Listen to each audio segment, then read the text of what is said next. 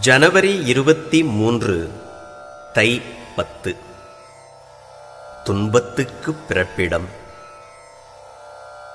இன்பத்துக்கு ஏதுவான எந்தையே, அகங்காரத்தால் உன்னை புறக்கணித்து என்னை முன்னணியில் வைத்த பொழுதெல்லாம் நான் துன்பத்துக்கு ஆளானேன்.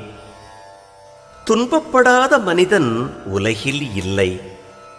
ஒரு காரணம் இல்லாவிட்டால் ஒரு காரணத்தை முன்னிட்டு துன்பம் வருகிறது. அக்காரணங்களெல்லாம் அகங்காரம் என்னும் மகா காரணத்தில் அடங்கி விடுகின்றன. அகங்காரத்தை அடியோடு அகற்றியவனுக்கு அணுவளவும் துன்பமில்லை.